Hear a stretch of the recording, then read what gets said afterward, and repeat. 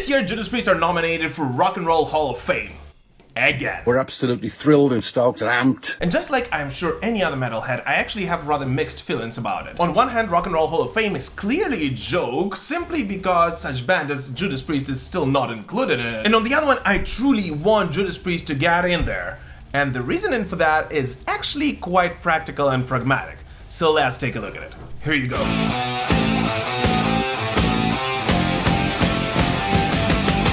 Rock and Roll Hall of Fame is possibly one of the most controversial and criticized institutions in the entire world. Throughout the years, they've inducted such artists as Madonna, Beyoncé, Public Enemy, and Janet Jackson.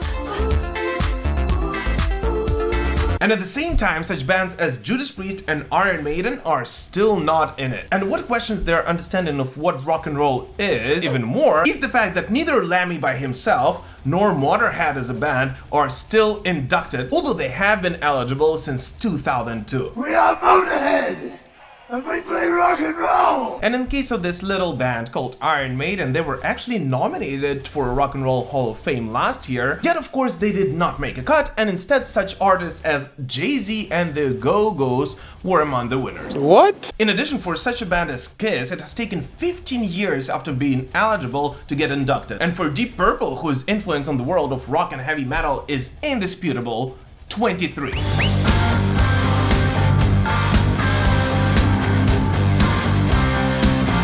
And the reasoning behind it actually lies in a rather complicated voting structure, which I believe could have worked pretty well back in the 90s, yet in the modern world clearly gives priority to the bands which are more and more out there on social media and basically have the most subscribers. Since being nominated for Rock and Roll Hall of Fame means absolutely nothing unless your fans physically go to Cleveland, Ohio and cast their ballot, or go to a Rock and Roll Hall of Fame website every day to cast their vote for their favorite band. In addition, the criteria on which the committee decides which bands are the winners each year are not always transparent and thus at the very least questionable. The Rock and Roll Hall of Fame is an utter complete load of bollocks. Wouldn't know rock and roll if it hit them in the face. They need to stop taking Prozac and start drinking fucking beer. And so a truthfully right thing for any rock and roll fan would be, of course, to simply forget about this institution.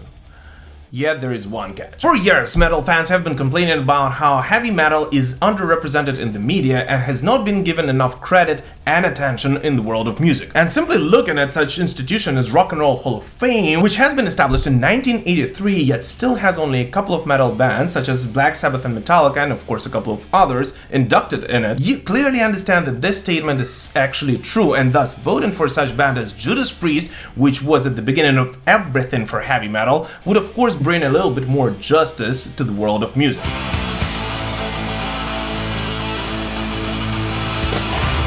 Yet the truth is, who cares about justice in the world of music? Because let's be realistic here, whether Judas Priest would or would not be inducted in Rock and Roll Hall of Fame would not change our appreciation of the band and definitely would not impact that much their album or ticket sales. Yes, that's true. And yet there is still one reason why a Judas Priest fan, who is a rather pragmatic person, should still go to a Rock and Roll Hall of Fame website and cast their ballot for the band.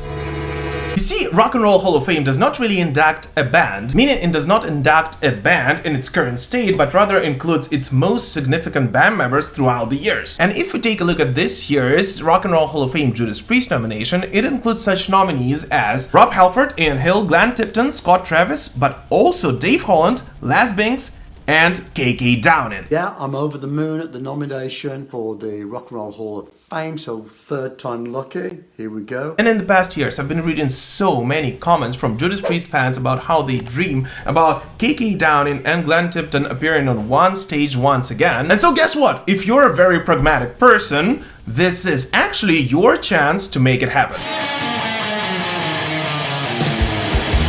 And the weirdest thing is, if every viewer of this channel would go and cast their vote just once a week, I can almost guarantee you that we will make sure that Judas Priest will make it to a shortlist. Exactly. So in my personal opinion, no matter what you personally think about Rock and Roll Hall of Fame as an institution and about all the artists which have already been inducted in there, going to their website every couple of days and casting your vote for your favorite band is not actually that hard, especially given that it seems to be important for the band themselves. Get some more heavy metal into the hallowed halls of fame.